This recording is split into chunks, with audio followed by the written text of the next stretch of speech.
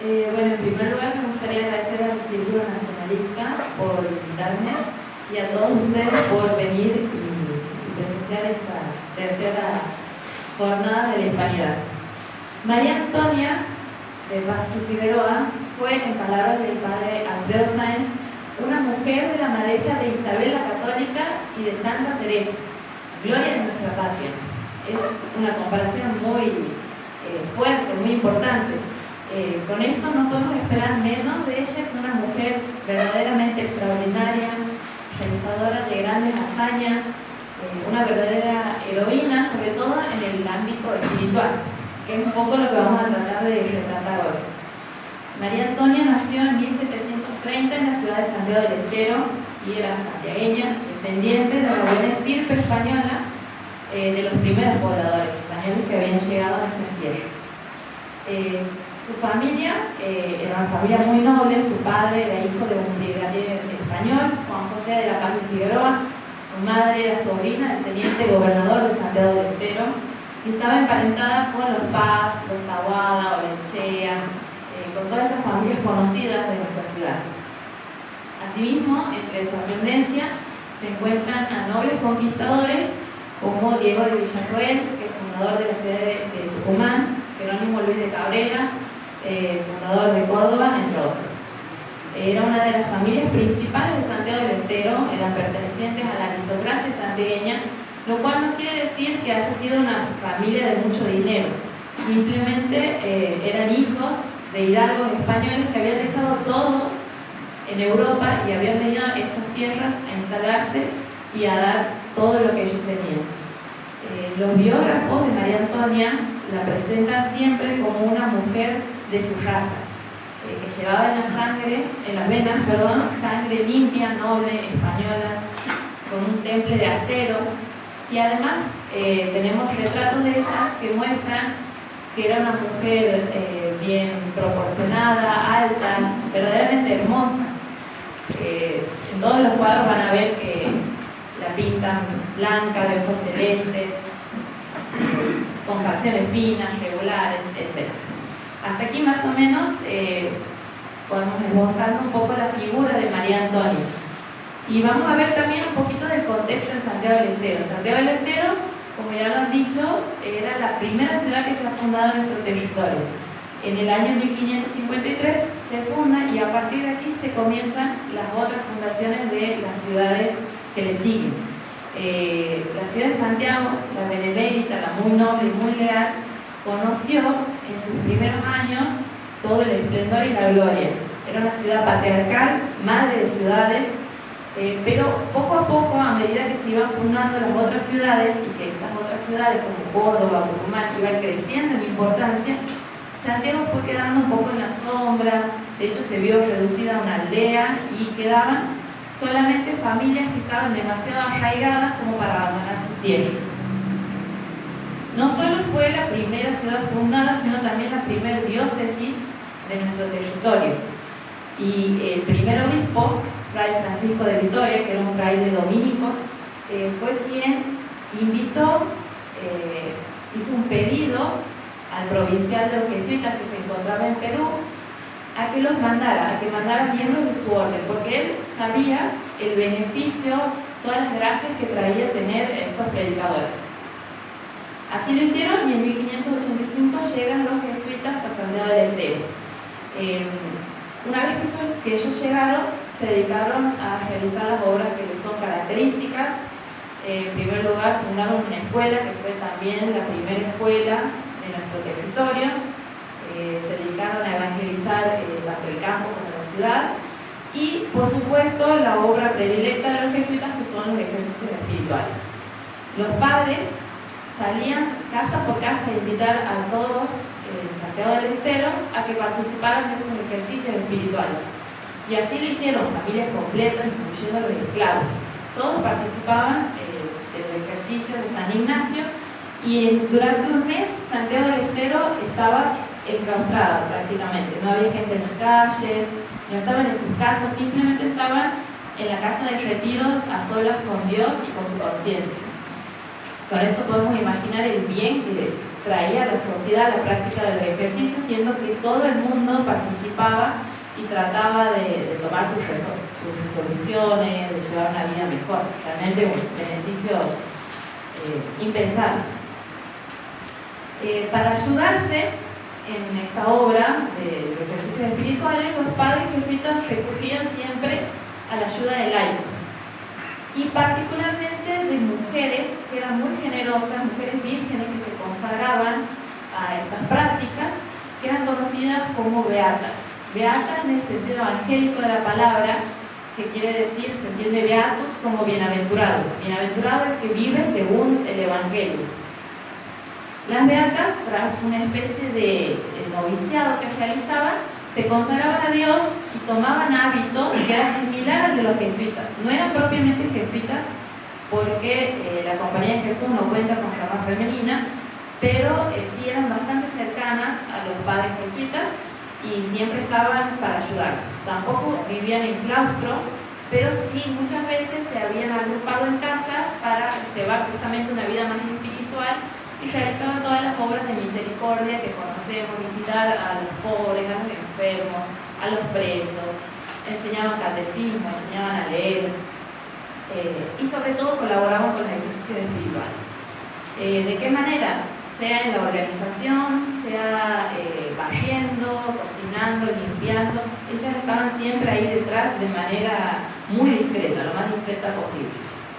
María Antonia de Paz y Figueroa ingresó en uno de estos beaterios a los 17 años de edad, y a partir de ahí comienza su obra con los jesuitas, a trabajar con ellos arduamente, hasta que, como ya habíamos nombrado, en 1767 el rey Carlos III decreta la expulsión de los jesuitas de todos los territorios de España, de América, de Filipinas, de todo lo que le correspondía a esta corona.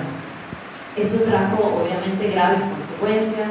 Las reducciones se ven abandonadas, quedan huérfanos estos indios que decían que estaban en gran parte protegidos por los padres, porque no era el mismo trato que recibían de los encomenderos que de los padres jesuitas. Se van a ver huérfanos de sus padres tan queridos. Los colegios que fundan los sacerdotes quedan vacíos, las casas de retiros vacías, y no había quien se encargue de toda esta gente. Realmente dejan un gran vacío. Pero no solo eso, sino que después, poco tiempo más adelante, en 1773, el Papa Clemente XIV suprime la orden por completo.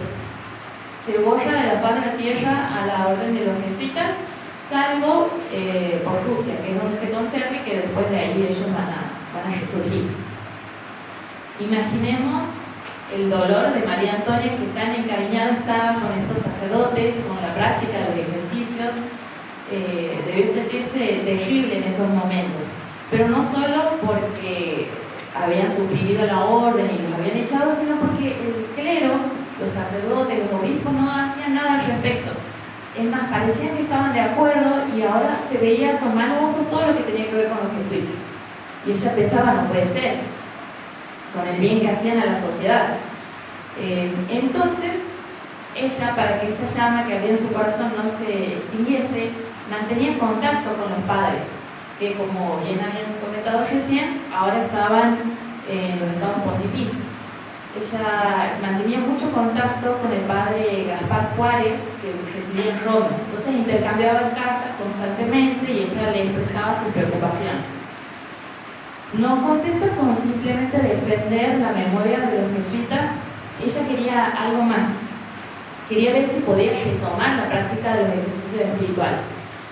Y entonces se propuso hacerlo, pero era una tarea ardua, y además tenía, por otro lado, en la conciencia quería estar segura ella de que era una obra querida por Dios, por supuesto.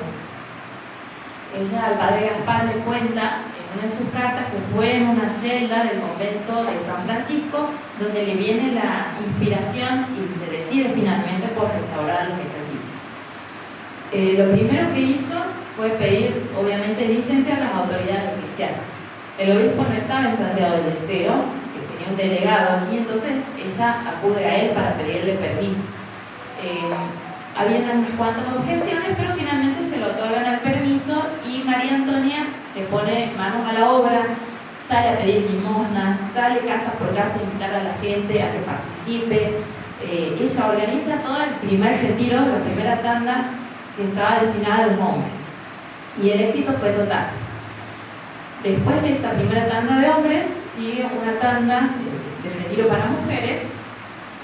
Ahí estaban, repito, porque es muy importante, toda la sociedad. No nos imaginemos que eran hombres de la, digamos, de la alta sociedad, mujeres de la alta sociedad. Iba a estar la señora de la casa y la criada al lado practicando el retiro.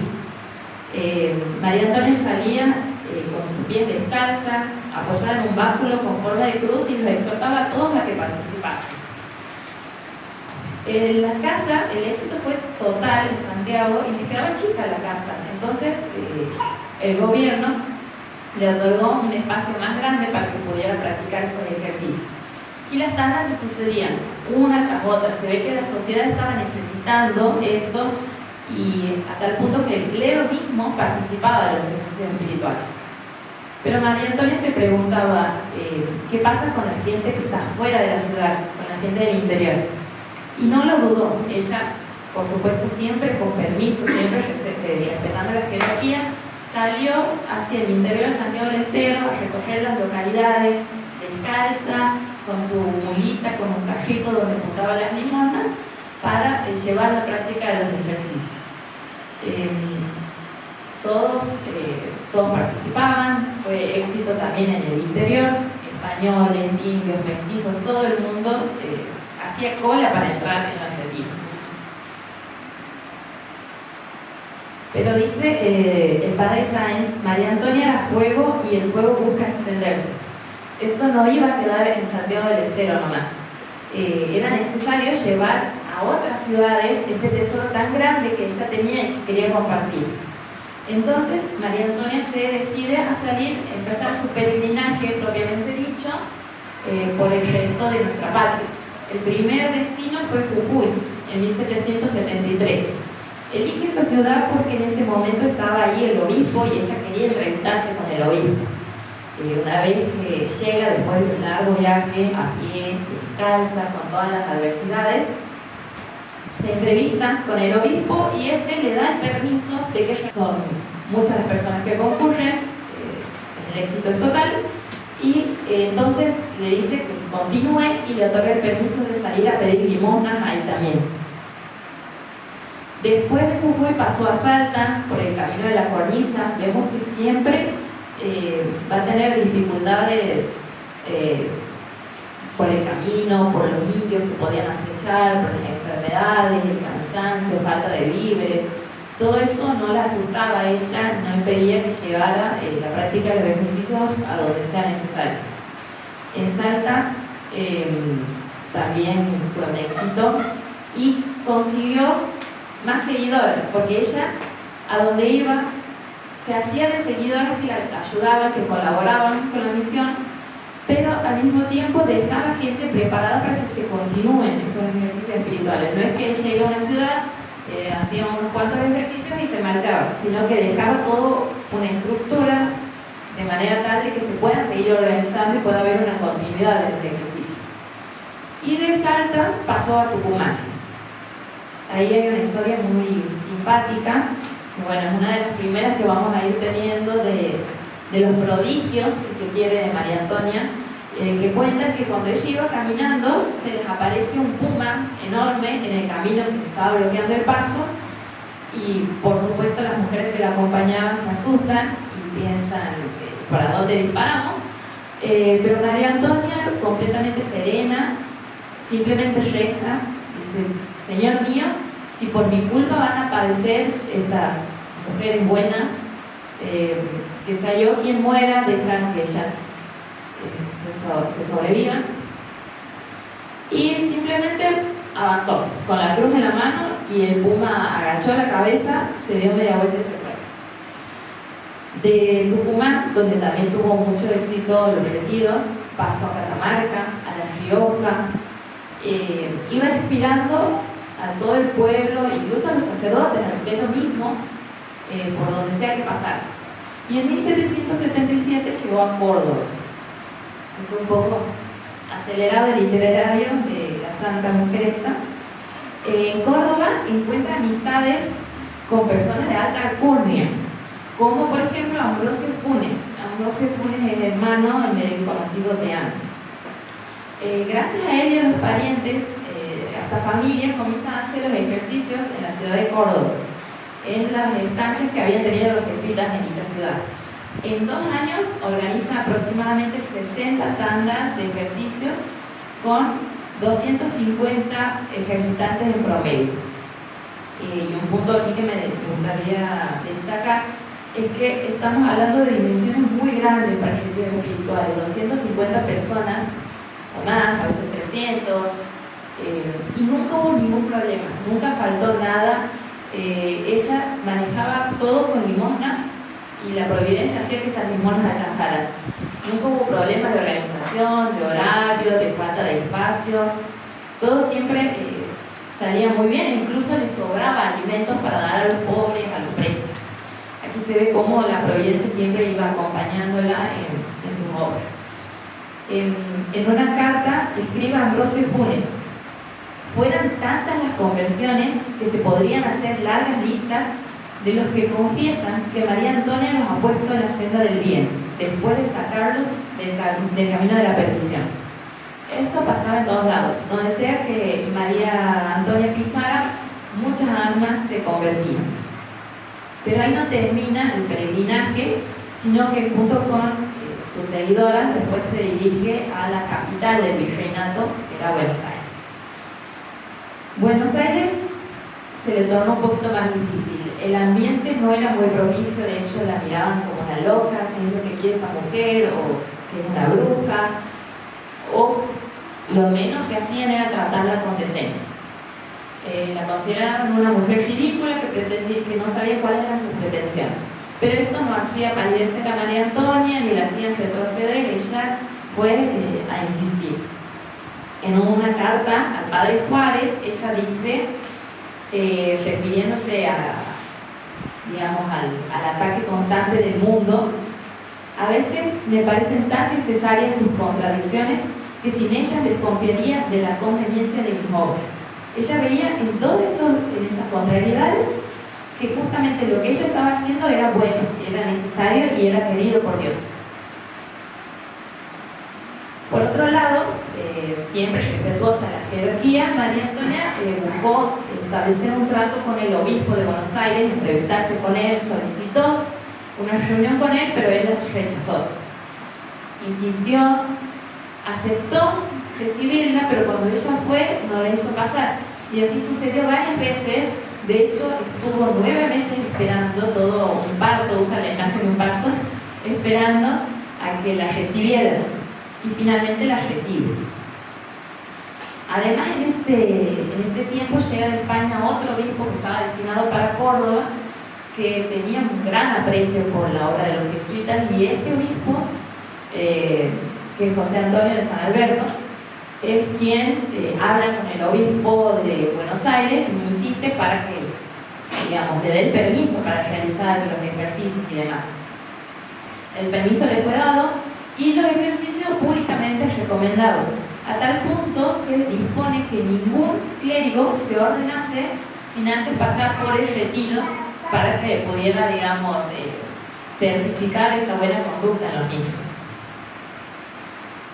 Aquí también me parece importante abrir un pequeño paréntesis de por qué el ambiente en Buenos Aires era tan adverso. El contexto que se vive en Buenos Aires era diferente, estamos hablando de una ciudad más grande, y en el ámbito político, en el ámbito de las ideas, estaban inundados de corrientes liberales, masónicas, y aparte había un gran decaimiento moral en la sociedad. Entonces la llegada de María Antonia fue como una esperanza para esta sociedad de revertir un poco todo eso que se estaba viviendo. Una vez más, los ejercicios fueron exitosos, concurría todo el mundo y la casa no daba abasto. No solamente la gente de la ciudad, sino la gente del campo también venían a la práctica de los ejercicios. Ahora bien, ¿cuál era el papel que tenía María Antonia en estos ejercicios? Porque uno puede llegar a pensar que quizás ella predicaba algo, nada más lejano que eso. Ella se encargaba de organizar las tandas de ejercicios, incluso seleccionaba sacerdotes para que los prediquen. Si había que barrer, barría, se ve que ordenar, cocinar, ella estaba presente en todo, menos en la prédica. ¿Sí? Uno que otro consejo privado podría haberles dado a los ejercitantes.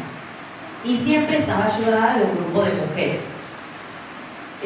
Para esa época, desde Santiago del Estero, desde Córdoba, desde Tucumán, desde todas esas ciudades que ella había visitado, le escribían pidiéndole que vuelva porque la necesitaban, porque estaba decayendo la obra, etc. Pero ella les contestaba que no le era posible. Buenos Aires ya la había adoptado para siempre y allí se quedaría, salvo alguna interrupción, hasta su muerte. Su último gran proyecto fue, teniendo en cuenta el crecimiento que tuvo en estos ejercicios, la construcción de una casa propia para la práctica de los mismos, que se llamó la Santa Casa de los Ejercicios. Era una casa grande, está todavía, perdura, con capilla, con dormitorios, enfermería, cocina, con todo lo necesario, digamos, para la realización de las tandas. Como para ir cerrando, aspectos que me parecen importantes destacar.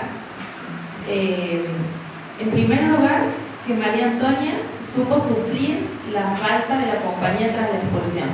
Habíamos dicho que cuando expulsan a los jesuitas se quedaron huérfanos los indios, se quedaron sin profesores los estudiantes, se quedaron sin sacerdotes que les dieran la práctica, los ejercicios espirituales, las meditaciones, etc. Y dudo que en otra parte haya habido una mujer como María Antonia que supiera ocupar y llenar un poco ese vacío. Otro aspecto que me parece importante remarcar es que estos ejercicios siempre fueron gratuitos. A nadie se les exigía absolutamente nada, por eso participaba todo el mundo, justamente, desde los esclavos hasta los señores más ricos, y estaban todos juntos, no había exigencia de pago alguno, y siempre se trabajó con limosnas, que es imposible pensar que eran suficientes sin obra de la providencia. Ella siempre decía: tranquila, Dios proveerá. Y ahí, bueno, muestra, además de su confianza en la providencia, una humildad, porque ella, nos cuentan sus biógrafos, realizó muchos prodigios, sobre todo respecto a la comida, para que no falte nunca la comida. Les voy a contar tres breves. En una ocasión, había más de, no sé si 100 practicantes, y la comida alcanzaba para 30. Entonces la cocinera va con María Antonia y, preocupadísima, madre, que no va a alcanzar la comida, y ella le dice: no se preocupe, Dios provee, no nos va a faltar nunca la comida. Entonces ella misma se remangó, fue a la cocina, agarró la olla, el cucharón, y empezó a servir las fuentes. Y servía las fuentes, y las fuentes se llenaban, y sobró comida para regalar a todo el mundo, porque había obrado ahí algún prodigio.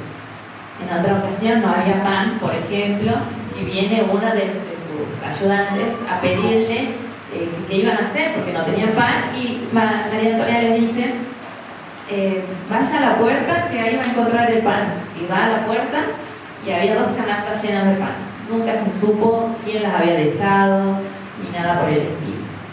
Y un tercer prodigio fue en una ocasión que no había postre. No había postre para servir a los ejercitantes, y estaba preocupada de qué les iba a dar. Entonces, confiada, salió a la calle, abrió la puerta y vio a un joven que pasaba caminando, que tenía 2 bolsas de porotos. Y le dice: muchacho, ¿no me das esos duraznos riquísimos que tienes ahí? Así, yo los necesito aquí para darles a los ejercitantes. Y él: no, madre, no son duraznos, son porotos. Pero abra la bolsa. Y al abrir se da cuenta de que eran duraznos, efectivamente. Entonces se los dio. Y como estas, hay miles de historias sobre los prodigios que ella obraba. supo sortear todo tipo de dificultades, largas peregrinaciones, los malos tratos, o incluso cuando le negaban la entrada a algunos lugares, que la veían como loca, etc. Nunca dejó de atender ella misma la obra de los ejercicios. No es que llegado a cierto punto ella se retiraba, sino que siempre que estuvo ella presente en la ciudad, se encargaba de todo. Ella misma iba a pedir las limosnas, ella misma organizaba los horarios y chequeaba de que todo esté en orden. O sea, y todo eso sin desatender la vida espiritual, porque ella continuaba su vida de oración, de atender a los pobres, de enseñar a leer, de enseñar el catecismo. Y en sus últimos años de vida, su vida interior se había presentado tanto que podían llegar a verla rezando toda la noche frente al Santísimo. Llevaba una vida muy austera, muy penitente, usaba silicio, dormía en una cama de madera sin colchón, no comía carne, vivía básicamente a pan, agua y alguna que otra legumbre.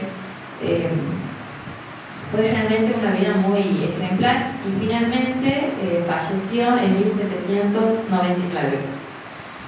Por todo esto que realizó María Antonia, coincido con Monseñor Marcos Escurra, que dice que María Antonia fue una mujer insigne, gloria de nuestra patria y ornamento de la Iglesia argentina.